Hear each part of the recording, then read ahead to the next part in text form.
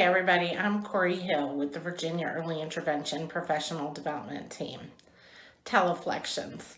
Let me tell you how this all got started. Back in the middle of March, we were talking about what is early intervention going to look like during the middle of a pandemic. Hats off to Missy Rose, who posted something on Facebook about what she was thinking about. She was actually our first brave soul when I reached out to her and said, let's video, let's talk about what this is going to look like in the journey for early interventionists. And so she did. Now here we are. This is video number 27, and it wraps up our Teleflections. We are so impressed with the providers who are willing to share this journey and their experience through this. They talked about their fear, their anxiety, and even more, they talked about their successes and how they've actually come to embrace telehealth or tele-intervention. So hats off to everybody, and we appreciate you sharing so that we all know we are in this together. Thank you.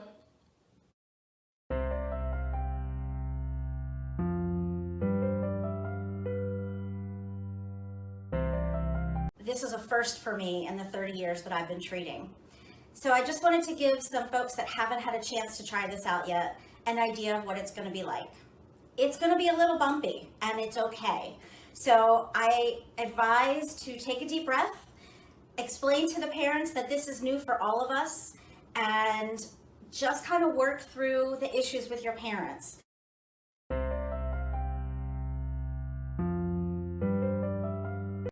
So the bottom line is just know that all of those terms mean the same thing. We're doing early intervention services virtually.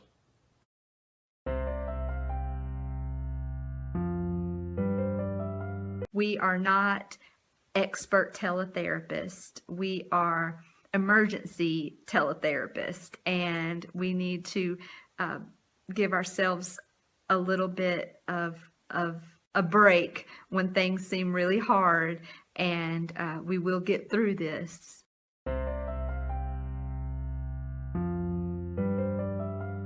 Another key thing that you could tell the parents is to really have an open, soft hand, not to grip their baby, so that the baby is much more comfortable.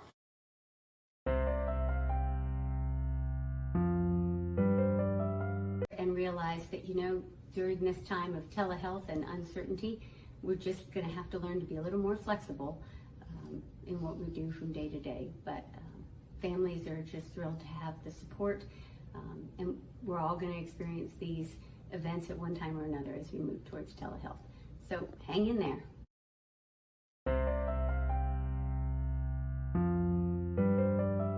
And the mom was over the moon. Like, she's laughing and she was like, oh my gosh, they got it. So just wanted to be encouraging.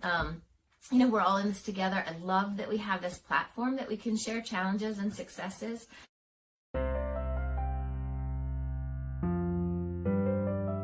Everything's working out, and it's actually been kind of fun.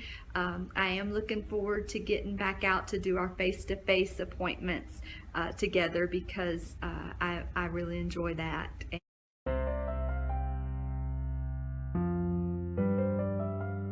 Thanks to the coaching model, we don't have to be physically present anyway, and this really challenges us to use our words instead of actually saying, okay, move over, let me do it. And it also gets the parents to really think about what they're doing and get them to ask, okay, wait, I'm not sure I understand, let me try that again.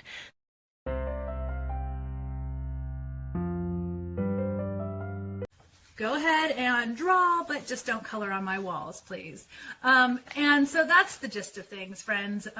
It's a real struggle. It is fun, it's exciting, it's challenging, all wrapped up in one. Just hold on, we're gonna get there, and you're not alone.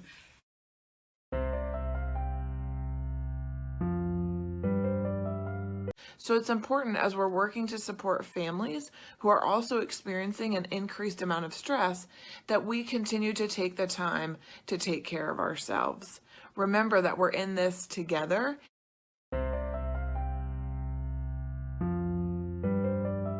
It was a really positive experience. She reread the story using expanded phrases, and he imitated those. And, you know, it just gave me the encouragement that I needed to have, to feel like this modality of service and the way that we have to provide our services right now can work through the screen.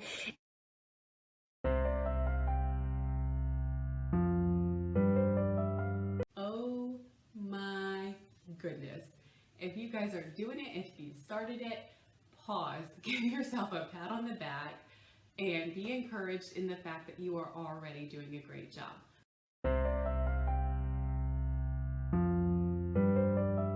And we've really been trying to walk families through the whole telehealth if they're anxious, giving them different options and telling them how successful it is. So we hope that helps, because we're really dedicated to making sure that no kids are missed during this, and anyone who wants services can get services.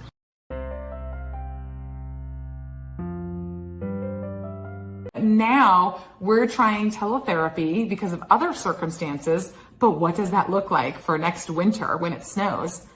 I hope that we can use all of these strategies and all of these things that we're doing with teletherapy now and look to the future to utilize them later.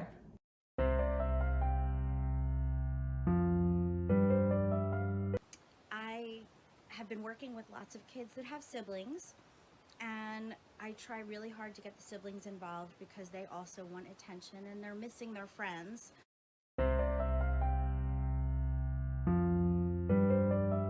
You know, just a really exciting success that I just wanted to share. And just, you know, just listening where they are right now, you know, where they are, where they're struggling, and how we can help.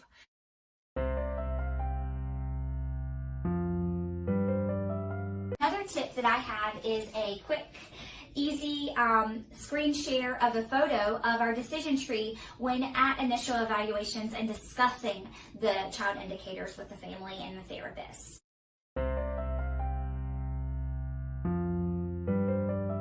Hearing our families share the gratitude for our support during this difficult time is beyond gratifying, but it should also be a moment for us to be extremely proud of what we have done here in the state of Virginia with telehealth services. So keep doing what you're doing. It's only going to get better. And remember, you need to trust and adjust the process.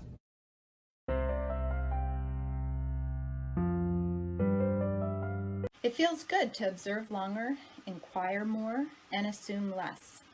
I think I was probably quicker to jump in with a suggestion or comment or a strategy during in-person visits.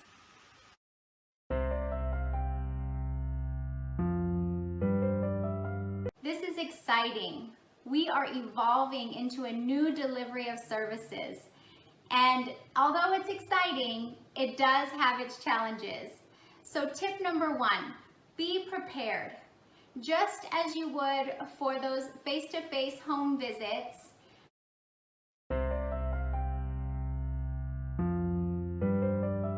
we can really find ways to be creative and to understand that when families are feeling stressed out, it's not that they don't want our services. It may just be too much on their plate at this time.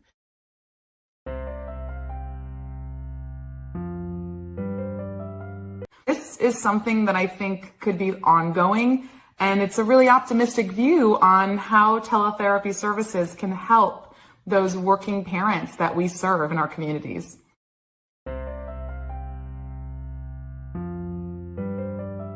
I'm very thankful that we have the ability to serve the children in our area, whether it be in the northern end of our county or the southern end of our county. I'm thankful that we're still serving families and that we're still in the business of helping.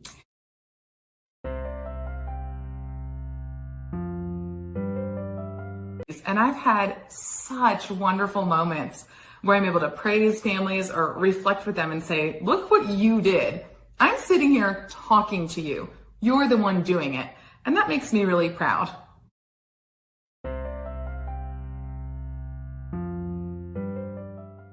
So when you're starting to feel really stressed, when you're starting to feel really overwhelmed, it's really important to take time to identify what's causing that stress and to engage in self-care activities to help reduce that stress. And we talk about self-care because it's the number one thing that you can do to combat those symptoms of burnout.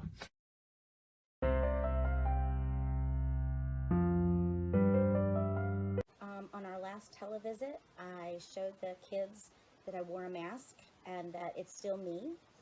So when they saw me go to their house, they could still hear my voice and see my glasses, but obviously they would just see me with a mask on.